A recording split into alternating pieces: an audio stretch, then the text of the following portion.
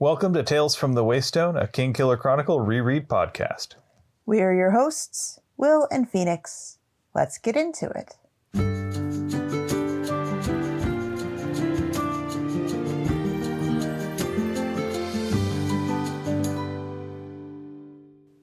Welcome to Tales from the Waystone, Season 2, Episode 35, Into the Wilds, where we will be looking at chapters 74 through 76 of The Wise Man's Fear through the lens of Off the Beaten Path.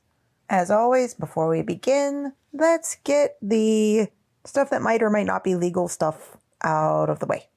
Each week we'll be examining a section of The Wise Man's Fear through a chosen lens and figuring out what we can take from text to apply to our real lives. We'll also take some time to explore models of practical wisdom from the text with an Aristotelian phronimos of the week. After that, we'll expand our understanding of our own world with an interesting fact and share some recommended things. Finally, we'll wrap things up with 7 words from the book and 7 words from our own lives. Before we begin, let's get some disclaimers out of the way. First of all, we are in no way affiliated with Patrick Rothfuss or his publisher, Books. Second, we're halfway through The Wise Man's Fear. Spoilers. All I gotta say.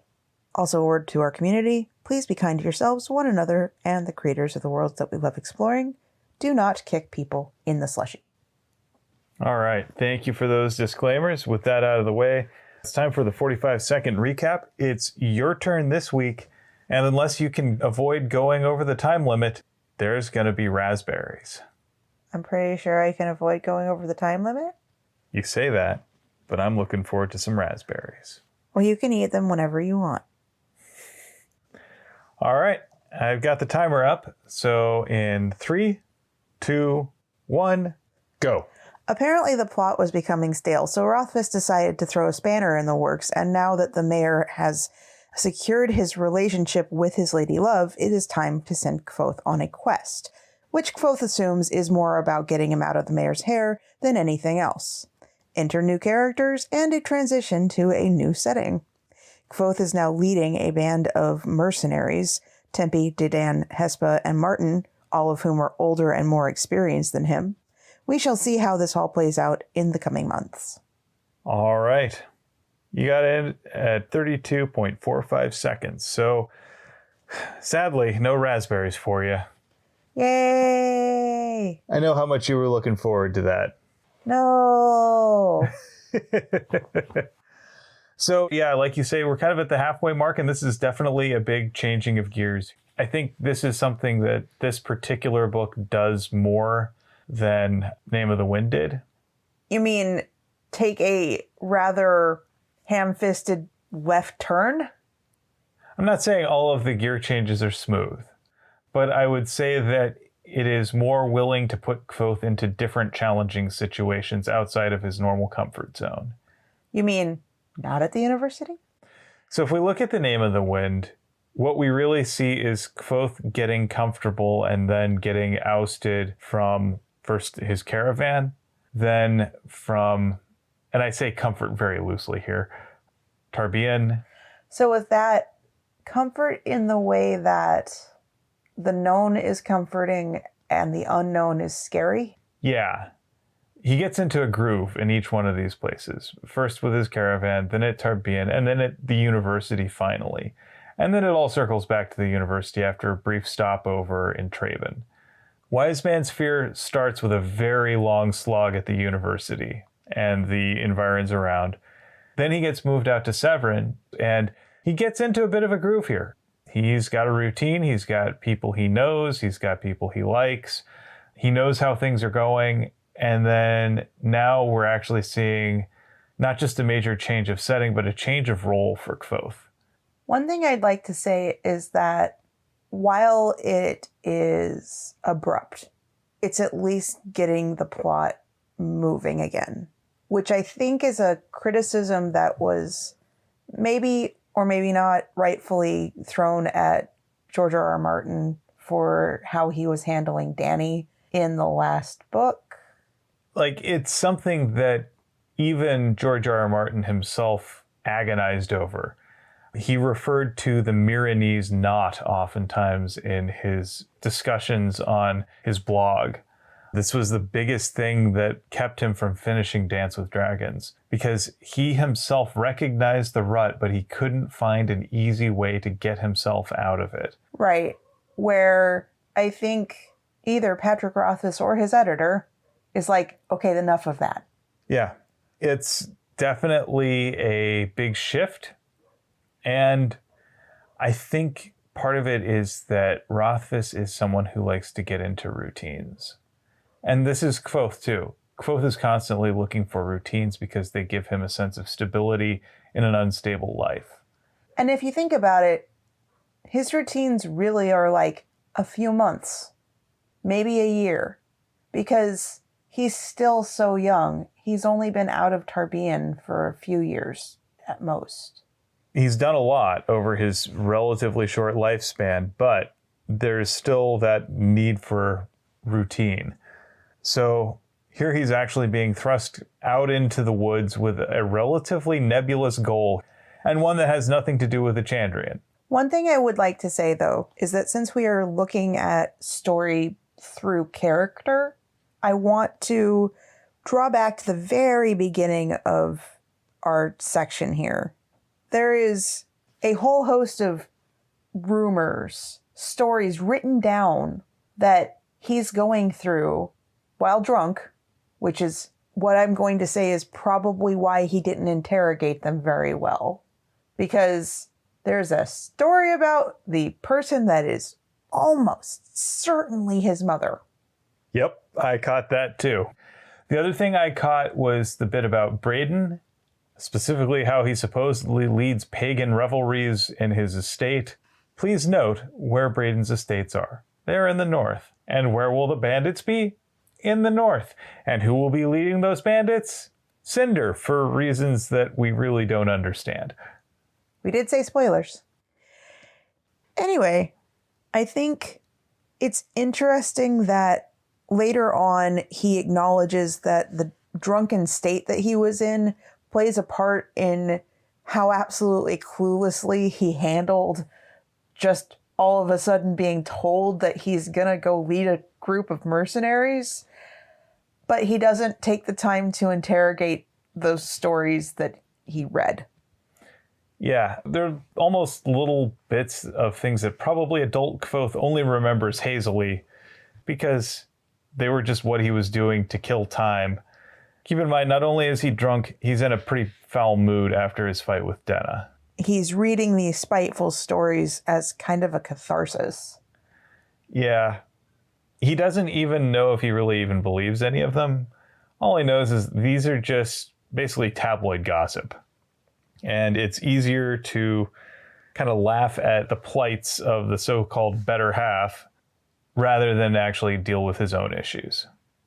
Of course, all of the drinking has made him perhaps a little more bold in his statements, and he makes a lot of claims about, oh yeah, I would totally just do X, Y, and Z to solve Mayor Alvaron's various problems. Mayor Alvaron's problems currently being bandits are stealing tax money along the King's Road. And what I find interesting is that this very, very rich political figure is stating, oh, no, of course the king is going to get his money. I just have to send the tax collectors out again. Instead of, oh, no, the king's going to get his money. It's just going to come out of my coffers. It's something of the problems of the feudal state. Mayor Alvaron obviously never really interrogates his own privilege. He never really thinks about just what it all means to have all the wealth that he does. I mean, we know that he has staggering amounts of wealth. And Kvothe, for his part, doesn't actually pay much mind to it either.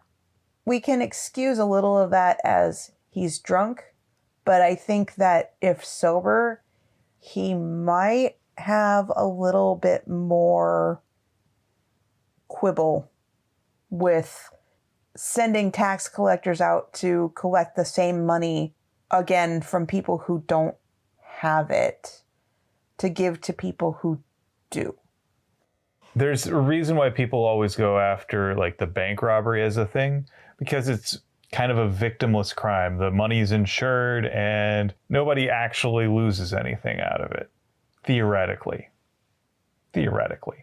In this case, though, yeah, it ends up just compounding things because the nobles don't just pay for it out of their own coffers. They get more from the people. Part of it is, I suspect, that they spend so much on all of the stuff. Like, if you were to look at how much Mayor Alvaron actually has in liquid assets, probably isn't all that much. And it certainly wouldn't be enough to routinely just pay out of his own coffers whatever the king is demanding as a tithe. He would go broke pretty quickly if he spent the way he does on himself and then was also spending out of that to do the basic maintenance and upkeep of the kingdom. My point isn't necessarily that the taxes shouldn't be collected. My point is it's not on the people if the taxes are stolen. At that point, they've already been collected. They are now the Mayor Alvaron's. The Mayor Alvaron was stolen from, not the people. So therefore, if the Mayor Alvaron needs to pay the king more, it should still come out of his own coffers, and he should either A, take the loss, or B, go after the people who did steal his money. What he seems to be doing is recollecting from the people who don't have it, paying the king regardless, and sending people to go get his money back. Triple dipping a little bit. And you kind of got to figure that at the same time, throughout all of this, if the mayor is having difficulty getting his tax collectors through the Eld and collecting revenue as they're supposed to do, and that revenue is supposed to go to the king, shouldn't the king also be providing maybe some federal level help in actually, making sure that these get properly protected and or recovering, since it's also effectively the king's wealth? I'm not sure that the Mayor Alvaron is sharing the fact that his tax collectors are getting ravaged with the king. Quite probably not. There's some politicking involved. There's some trust, some politicking, there's some saving face. But overall, why would you send someone who is 16, 17 years old, even if he does no magic, which, as we'll see, doesn't actually earn him any favors because it just fuels superstition? Why send a kid to lead a group of adults to go get your money back? And it takes Kvothe sobering up and dealing with said adults for a little while before he goes, oh, I'm an idiot. Yeah, he's on a snipe hunt. Pretty much. That's what I was thinking. And that's actually what he starts to think too, because he knows that he shouldn't be leading this group. He's fully aware. He even brings it up to Martin, who is the person that he has identified should be the leader. And Martin gives back information that I think is interesting and wise. There is a difference between being capable of doing something and being confident in doing something and wanting to do it. Yeah, I actually noted that down in our talk about the next chapter. So, but yeah, Kvothe got voluntold, in other words. Yes, he got voluntold while he was drunk and really couldn't consent. Well, and if we were looking at just the power dynamics in play, even if Kvothe was sober, there really isn't a good way for him to decline this request. It's not a request. Yeah, it's a let's you and him fight. So that brings us to chapter 75, The Players, where Kvothe meets his new traveling companions. One quick note. Kvothe, once again, regales us with his thieving prowess, in that he goes and steals his loot from the person who fixed it and claims that it's a victimless crime, which I'm sure that drunk Kvothe made a mess of something and probably cost the luthier some money in repairs. Oh yeah, the guy's probably going to have to replace the locks. even if they're not, quote, broken, he knows that someone knows how to break into these. He probably wants to get new ones. And not only that, as far as the luthier knows, this was some random thief who broke in, and now he's going to have to pay back what the cost of the loot was to his customer, Kvothe. Hopefully, Kvothe won't be enough of a jerk to try to weasel more money out of the luthier. Yeah, one would hope. One would hope. Now we shall go on to the meeting of his new charges. So we've got Tempe, who's our red-clad Adem mercenary who is mostly silent. We've got Dedan, who is the common caravan guard, who's kind of rough and ready, boisterous and crass, but generally outgoing and friendly and quick-witted when it suits him. Then we have Hespa, who is the token female character. Yeah, she's similarly equipped and built like Dedan, but she's far more reserved and hardened. She seems like the token serious one. I have problems with the way that she is described. No one else was listed as the male version of anything or the male whatever the heck. Like, no, we don't need to talk like Ferengi, the female. Like, that doesn't need to be a noun. That should be a descriptor. And if it needs to even be brought up, you can just use her pronouns. And I'm pretty sure we all figured it out. Yeah, she's cast as sort of the killjoy, which is also a unfortunate trope. Unfortunately sexist trope. Yeah. And then we've got Martin, who is a tracker and huntsman and the oldest of the group and kind of the archer expert type. He's the person who should be leading the group because he also has the move silently spell. Yeah. So one of the things, like you mentioned earlier, Kvothe quickly says, yeah, this guy should probably be leading this group. He knows more about what's going on. He knows the skills. He knows the terrain.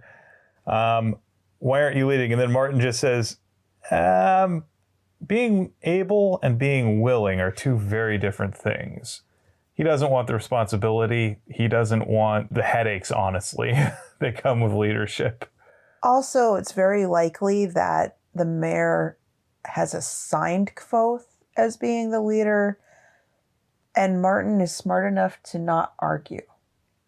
I also noticed here that Martin does actually do a lot of leadership, even if it's not of the formal variety. You know, he's the one who's teaching everyone how to do all these various skills and techniques and tactics for how to hide in the woods, how to follow a trail, etc. He's mediating disputes between Dedan and Hespa and everyone else.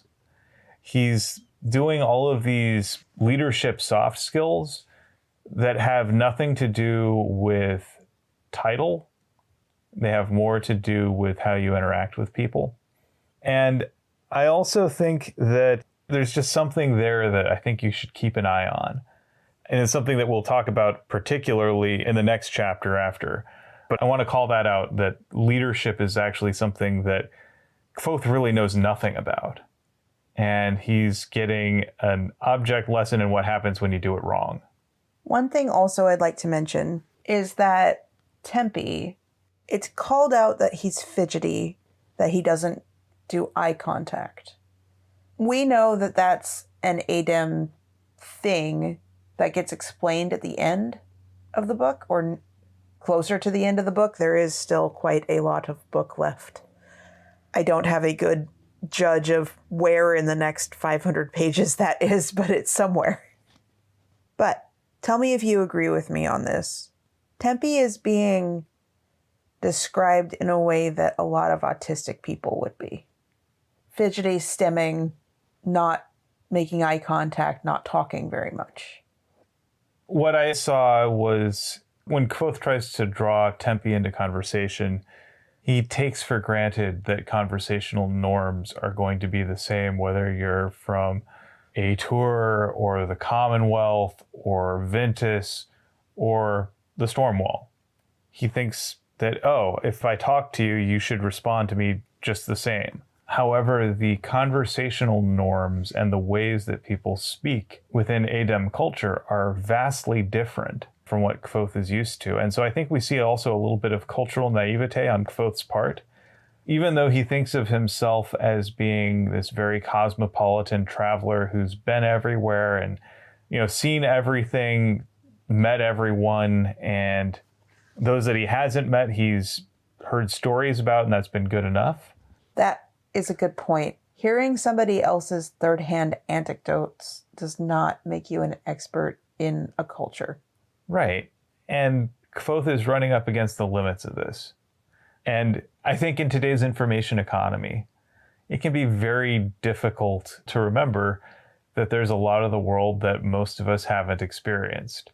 We read so much on Twitter and Facebook and Reddit and all of the vast array of accounts that are available for us to look at. We hear stories, we can read stories, we can see video content about people all over the world. And it can be really easy to think that that is the same as having knowledge about it. And I say this as someone who admittedly falls into this trap myself. So I don't want you to think that I am trying to judge anyone here any more harshly than I judge myself on this. Like, for instance, there are cultural norms in countries that have arranged marriages, and people outside of those countries, especially people in the United States, can have very, very, very, very strong opinions about that practice without taking into consideration the cultural norms surrounding it. And instead of approaching someone who is concerned about their future in a society that does practice this, they're more, that system needs to be abolished, rah, rah, rah, rah, rah, no empathy for you. And it may very well be that there are major systemic problems, but people like me are hardly the ones to actually make that diagnosis in a meaningful fashion. And then, again, it's one thing to diagnose a problem. It is a completely different thing to actually propose a solution. A workable solution. You can propose as many solutions as you want. Let's put it this way. Maybe implement a solution. You could even propose a workable one, but implementing it is a very different proposition. And it is naive to believe that you have fixed the problem by suggesting that an entire system, an entire cultural norm just stops happening. Just don't. Just don't. There's a lot to unpack in that. But yeah, I think Tempe is a very fascinating character, partly because he's a character whose culture doesn't have any obvious cultural touchstones with other cultures that exist on our world.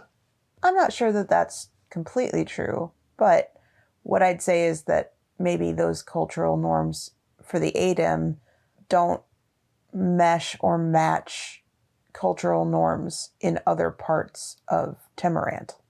That's fair. Other things that we get in here is Kvothe is definitely feeling a lot of insecurity.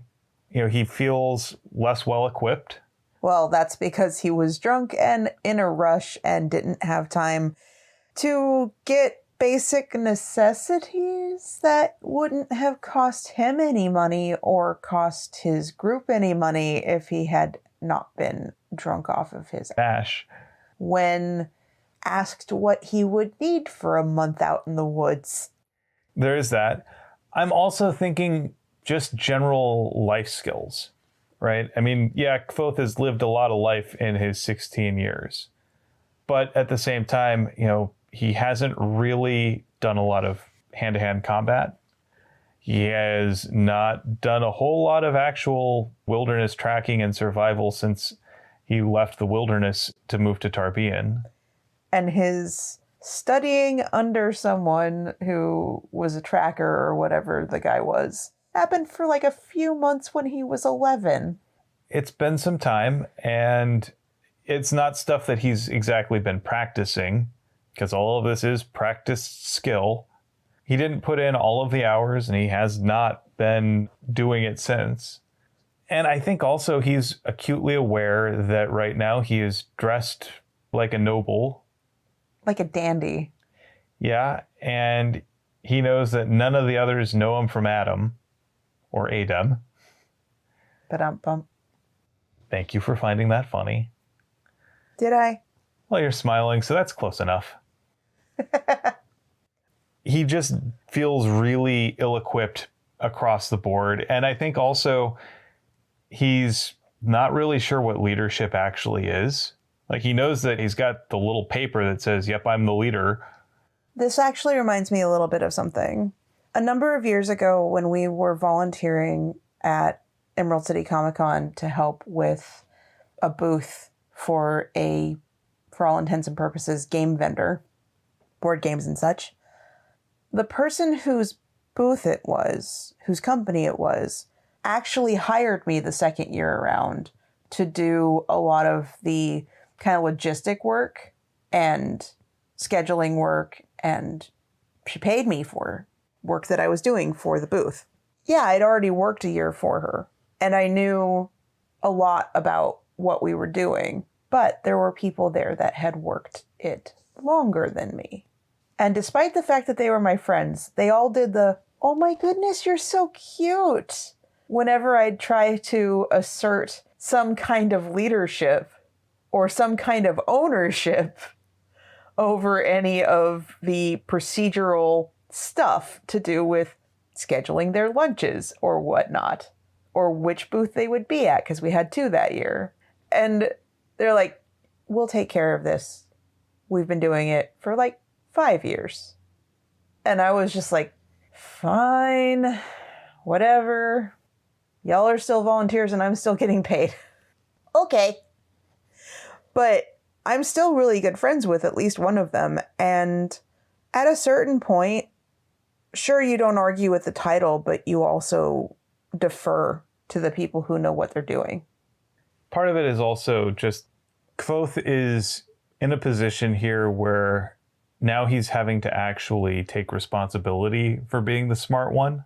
Like, he doesn't get to just idly propose solutions or whatever. Now he is responsible for the delivery of them. He knows that if he screws this up, he's the one who's going to be answering for it. Then we get to the Tinker, and they have this fun little interaction where they go back and forth over various supplies that Kvothe is realizing, yeah, he's going to need. He doesn't even have salt. He doesn't have a tinderbox. He has a very fine cloak made of very fine fabric that will be useless in the rain. He doesn't even have a weapon, and he's going out into the woods to hunt bandits. That too. Much less anything to cut his vegetables with. Right. I mean, we can't all be like one of my friends from when I was in school who just ate everything with his hands, including salad. Can't all be him. He also takes the opportunity to write a letter to Denna explaining his disappearance. I have a thing about this. Denna never, ever, ever, ever, ever gives any explanation ever when she just up and disappears. Ever. And Kvothe somehow feels obligated to let her know that he's been conscripted to just go out and hunt bandits, and going to send a Tinker with the letter to where she was yesterday. She probably isn't there. But Kvothe, A, doesn't do this out of spite, saying like, well, she never does it for me, but I think that I should do it for her because I know how worried I get whenever she's just gone. But B, also, it just doesn't occur to him to be a jerk about any of it. He's just like, I wish I had a little more time to craft my letter and be a little more subtle in my prose because I value that and she and I banter like this and this is something that would be normal. But then he's also forgotten another crucial thing. Every time he's ever written her a letter, she never gets it because she's never there. Well, and she's tried to write to him multiple times and has similarly poor luck. How many times have we had issues with various runners being sent to him that don't arrive until, like, too late? Yeah, that is also true. The mail system in Temerant just isn't very efficient. No, we've made mention of that before. I've also got to say that sending this letter may have been a tactical blunder on Kvothe's part. Like, his mission is ostensibly meant to be secret, but by writing it down and handing it to someone, saying, give it to someone of a vague general description. It's a girl, she's pretty and dark-haired, and she's at this inn. Great, you've really done the world a favor here. You've given us we know it's going to reach its intended target. We know no one's going to read it, right? It's the sort of thing that would be very easy to fall into the wrong hands, is what I'm saying. So, good job, Kvothe. The other thing that's really interesting to me here is he kind of learns the hard way about the whole idea about perfect being the enemy of the good. He wants to have a knife, right? Obviously, he's going to need one. It's a useful tool to have in the woods, both for cutting branches and cutting food, and then also to use as a makeshift weapon. He has nothing of the sort. And the Tinker offers him a blade of ramston steel, which is known for being very hard and sharp and pretty awesome, but it's also brittle. And Kvothe calls this out, and the Tinker says, yeah, that's true, but this is also the only one I've got, so you want it or not? And the phrase I see on here is, this is the best knife you'll ever own until it breaks. And then the Tinker says, which is also true of just about any other knife, which is just a further proof of the old adage that the best tool for a job is the one that you actually have with you, no matter how imperfect it may be. And I think that it's a useful thing to keep in mind just in general. Like, you don't have to have the perfect tool for everything. If you have a decent enough one, use that. One thing that I would draw this back to is we watched a video from Adam Savage recently on Tested, which we have recommended before, where he answers a question from somebody who is a new maker that is asking, would you rather get a refurbished tool or a brand new tool? And his answer was, get the best tool that you can afford for the job if it's something that you need. If you don't know if you need it, get the cheapest one. And if you don't know how serious your need is going to be, but you do think you're going to need one, don't get super picky if they don't have the best one. Get the one that's available. Yes. Like, that's the other thing. If we look at Kvothe's before state, before he meets the Tinker, and then his after state, before he met the Tinker, he did not have a knife, which meant that regardless of the knife's quality, he had none. He could not fend himself off from an attacker. He could not cut up his food. He could not cut any branches. He could not use it to dig for veggies. Couldn't shave. He didn't have anything to cut with. Now, after meeting the Tinker, he has a knife. But yeah, perfect is the enemy of the good. The one thing I would like to point out is that instead of handing over about a third of the money that he received from the mayor, he winds up trading his very fine cloak for a not so fine cloak that will actually serve him better, a sewing kit to repair said cloak, and probably the rest of his clothes, which are probably going to disintegrate. Let's be clear here. The fine quality of his dandy outfits is not going to withstand woods. Salt, tinderbox, paper, and delivery of a letter. I think there were a few other things. Oh, the knife, right? All of that, and now the Tinker has the very fine cloak. So, while he's actually quite sad to be going without his cloak, yet another wonderfully nice, awesome cloak. With so many pockets. That he's customized, and he's very sad. He also gets the Tinker a little bit with, I'll give you a piece of silver, a piece of copper, whatever the other one is, iron. Yeah.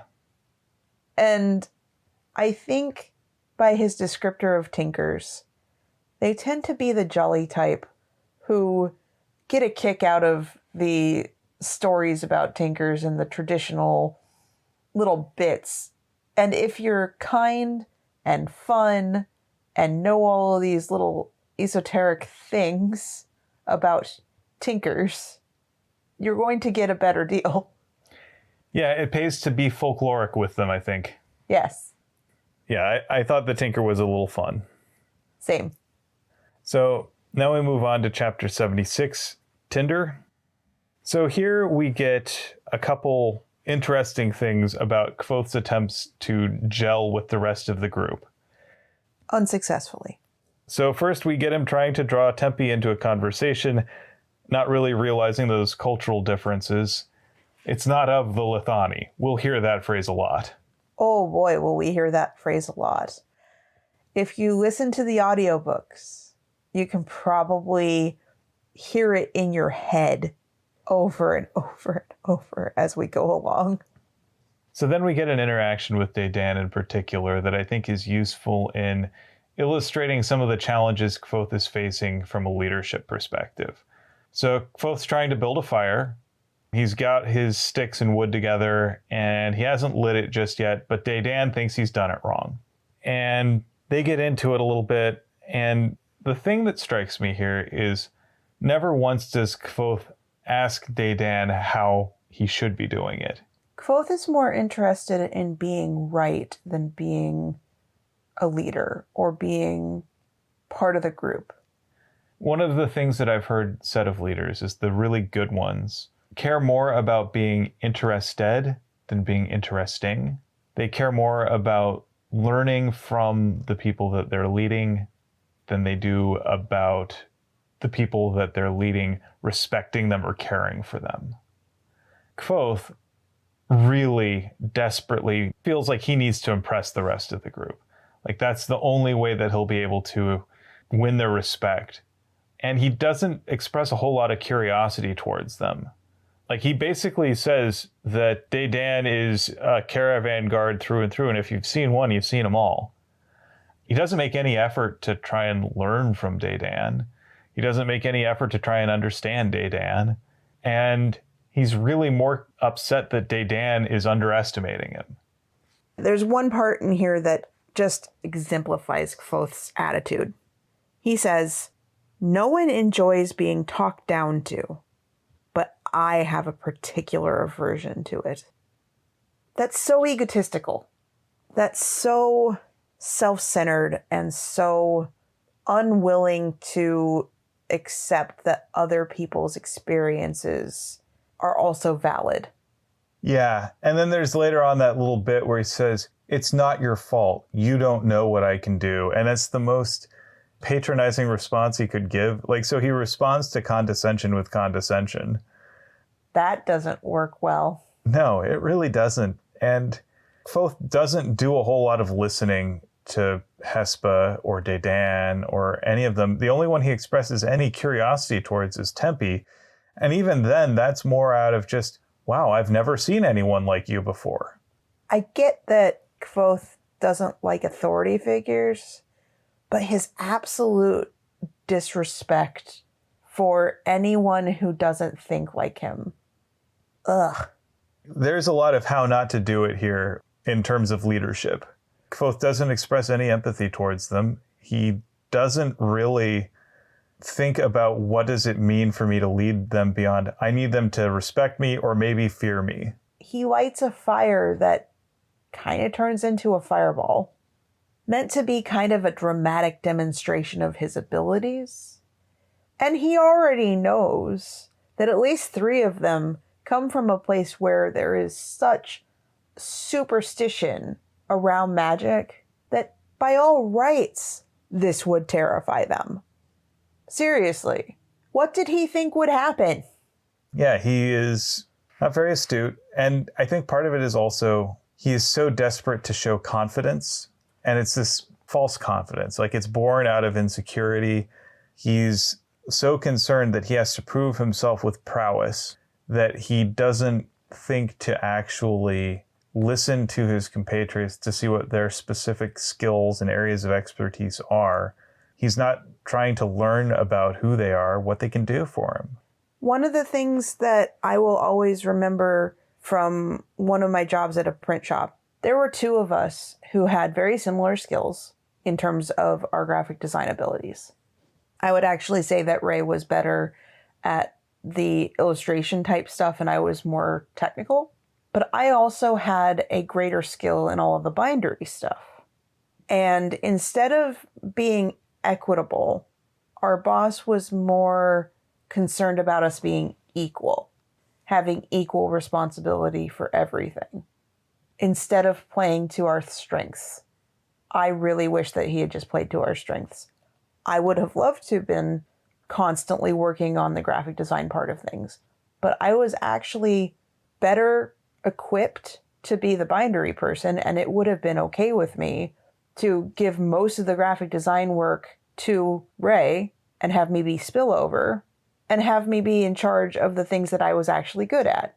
In this case, Kvothe, leader, should have figured out what everybody's good at and assigned tasks to people who were good at that task. Dedan fancies himself as a person who is good at making fires. There you go. The other thing here is that if I look at the best leaders that I've worked with, typically the best ones are more interested in hearing what you need help with. Yes. Kvothe never asks, how can I help? No. He doesn't ask, what can I do to improve your situation?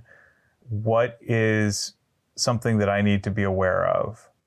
I would say that every single one of these group members is not working together. They are doing what is called parallel play, which is when a very young child, toddler, younger, plays next to another kid who is playing. Doesn't play with, doesn't share, none of that stuff. They just do their own tasks and they are next to one another. Yeah, there's a little of that. And yeah, I don't think Kvothe really understands what it means to be the leader. Or in a group. Right. He's not a great group project guy. Nope. And he's more concerned with how people think of him than how he fits in with the group. Well, let's move on to the very last little bit of this section. Mm-hmm. Kvothe, again, not really truly interested in another person other than as a curiosity, is determined to make Tempe speak more than 5 words in a row at once, which is such a condescending way of saying I'm going to try to befriend him and figure out what's going on with him. And then he says, Tempe reminded me of Sim, except Sim wouldn't shut up, which means that they're not alike. They just look alike. He has such a superficial knowledge of people. And he still hasn't told Sim and Will that he's not dead. Right. He bothered to write a letter to Denna, who is famously unreliable in her locations. He knows exactly where Will and Sim are. Right. He hasn't bothered trying to send a letter off to them to say, oh yeah, by the way, I'm not dead. I think they'd like to know.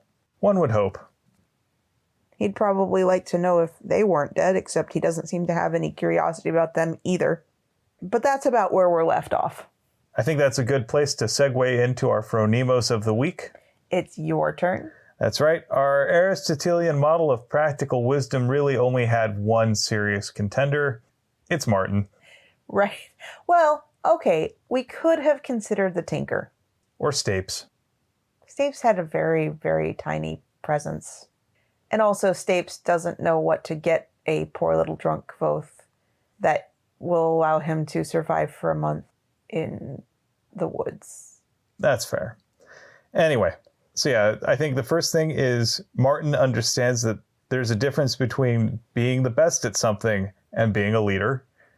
Like if you look at leaders in groups, they're not the ones who are the best at everything. They're the ones that understand how to balance the interpersonal needs of the group with the various objectives that they're tasked with completing, and then figuring out how to get people to work together to accomplish those tasks. And the skill sets of being an individual contributor and being a leader are very different. So Martin recognizes that. He also works as a balance point between all the various members of the team. You'll notice that in all of this, Martin is never complaining about any of the others. He never has anything negative to say. He just says, this is the way they are. I accept it. And once you get to know them, you'll be okay. Kvothe hasn't figured that part out yet. even as he's eschewing the title of leader, he is functionally leading. And I think that's also something that's really important. Even when you aren't the quote group leader, the designated leader or manager, there are always things that you can do within your role to have an element of leadership. And I think that's really important to having any kind of fulfillment. Finding those things that you're good at where you can help other people grow, and then finding ways to share that. I think that's something super important. I think that's something really cool that Martin does here. I think he's probably going to be Phronemus of the Week for a few sections here. That's very likely. One thing that I also would point out is that Martin isn't so tied to his ego. Exactly. He knows who he is. He has earned the respect of his colleagues, but he's not obsessed with maintaining it. He just knows that by being himself, the right people will get it. He doesn't worry about impressing them. Do a good job, and that's all you got to do. I think that's pretty important there. So with that, let's move over to our interesting fact of the week. It's your turn. What'd you pick? All right, so it's something that you already know and that you kind of already knew before I got the information that I'm now going to share with everybody anyway. But backstory on why this is my interesting fact. We were visiting with your family out in Billings, Montana for the last week-ish. And your sister and her husband made a sushi night, like kind of a do-your-own sushi, where they got us the fish and the rice, and they made sure everything was all ready, and they showed us how to roll it in a little sushi kit that they have. And then they had a tube of wasabi paste from their local grocery store. And oh my goodness, that was powerful. Probably mustard powder and horseradish. I'm not sure there was any actual wasabi in it.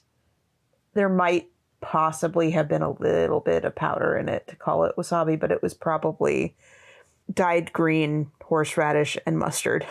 Now, we had a discussion, and I think almost everybody was agreeing that, yeah, we all know that wasabi for sushi, especially inexpensive wasabi for sushi, is almost never actually wasabi. But then there was kind of like, I wonder why. I kind of already knew, but it was interesting to delve deeper. So here's the result of me delving a little bit deeper. So most commercially available wasabi is not wasabi.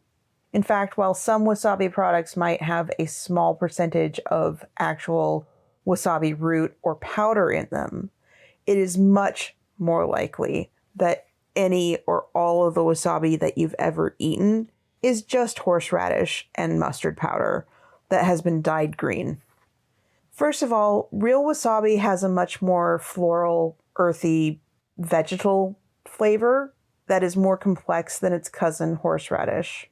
And while it does have a bite, the "oh my god, my sinuses are burning" reaction isn't typical of real wasabi, and might clue you in that your sushi accompaniment is more likely horseradish and mustard.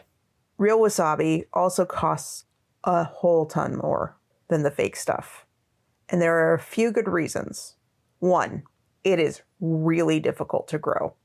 In fact, it is known for being the hardest plant to grow commercially in the world. Its natural habitat is near mountain streams in Japan because the conditions needed to grow it are just so specific.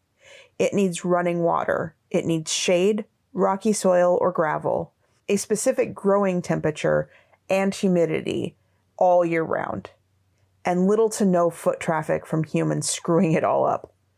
And it takes a very long time to grow before it is ready to be harvested, on top of being quite susceptible to pests and disease. So there's not a lot of it. The other reason commercial wasabi products don't contain much, or sometimes any, wasabi is because it loses potency very, very, very fast.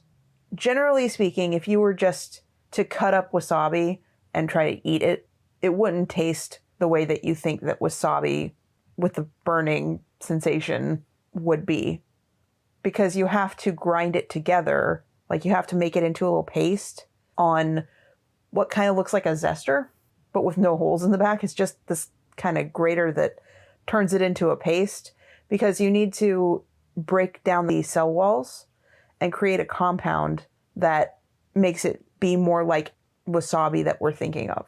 So you're thinking of the paste. Well, within a half an hour of grating it, the distinctive sting and flavor are pretty much gone. The paste will have also lost its vibrancy, and since we humans are often described as eating with our eyes first, and that statement actually made me a little uncomfortable because it has Corinthian vibes, and the dyed green mustard and horseradish is just more appealing on a visual level for those of you who are not red-green colorblind, like me. Cool. I enjoy a good wasabi, or at least wasabi-esque. But yeah, that's a good one.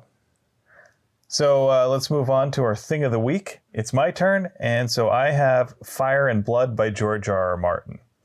It's no secret that you and I are both massive Song of Ice and Fire fans. When we first got together, I ended up pestering you to listen to Game of Thrones on audiobook, weird Roy Dotriceisms and all, and ever since, we've both been hooked. You know, we also watched the TV series all the way through as it was airing with both book readers and non-book readers alike, and we had quite a good time with it. It's also no secret that I'm a huge fan of the Silmarillion and other such fantasy world histories, and Martin provides us with his own unique take on that in Fire and Blood, which is a history of House Targaryen stretching from its roots in the Valyrian Freehold all the way to the aftermath of the Dance of Dragons. So the thing that sets Fire and Blood apart from other such histories is its unique narrative conceit, namely that it's narrated from the perspective of Archmaester Gildane, yes, I pronounced that right, Archmaester Gildane of Old Town, constructing the story from a variety of unreliable primary sources. As such, it's intended to be read as an unreliable account of the events that transpired, which is exactly what actual histories really are. So currently HBO is adapting portions of Fire and Blood into House of the Dragon, and part of the joy is seeing an adaptation of something that is clearly at least partly apocryphal, though which parts are ambiguous by design. The joy of this is that it means that any deviation from the stated text is something natural to the text itself, which is by design fluid and malleable to suit any storytelling purpose. I love this because that means that all the people who are crying canon can just stufoo. Yeah, it's a great way of diffusing the critiques of narrative faithfulness, which are some of my least favorite critiques of any adapted work. Fans are the worst. Yeah.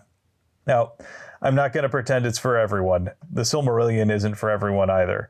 But that doesn't mean I don't enjoy the hell out of both of them. And this is my segment, so there.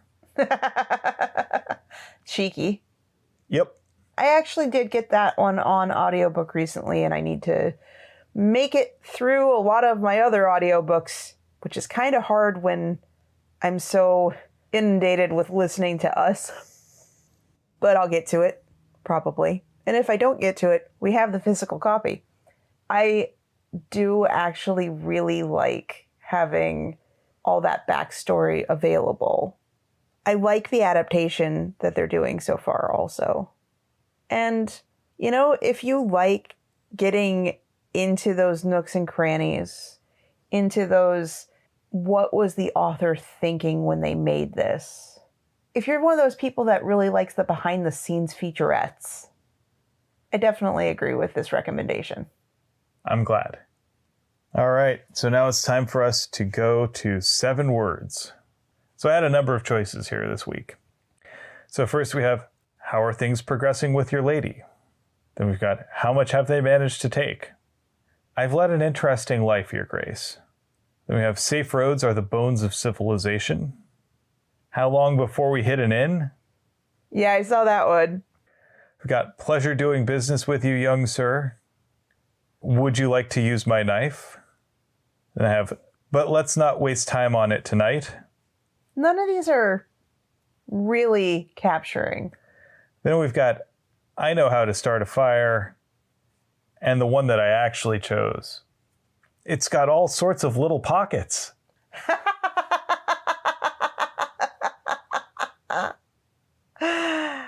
Oh, that one's perfect. I thought you might think so. All right. Well, for me, as I've said before, Will and I were traveling last weekend, and I've probably said things similar to this before, probably chosen something similar to this before for our 7 words. But after nearly 3 years of doing this, you know what? I don't remember everything, even though I have a handy dandy, not up to date version of nearly all of them on our Instagram, but that implies that I look at it. Anyway, my 7 words. Thank you for being my traveling buddy. Aw.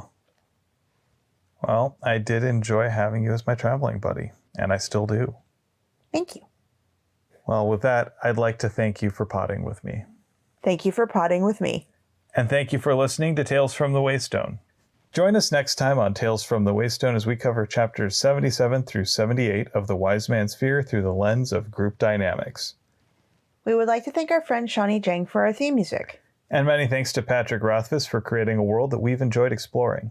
Audio production, editing, and social media coordination courtesy of me, Phoenix McCullough. And writing and project management courtesy of me, Will McCullough. If you would like to help support us and have the means to do so, please consider becoming a patron on our Patreon page, patreon.com/waystonepod, where you can get things like bonus episodes about the Sandman, and early access, and just feel happy that you're helping us make this thing. And with that, here's to one more day above the roses. To one more day above the roses. Ding!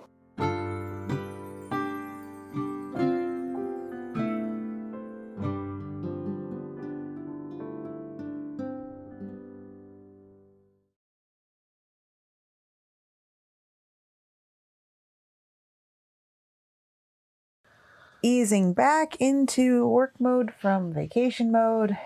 Yep. This isn't that much work, though. Nah. This is fun. Yeah.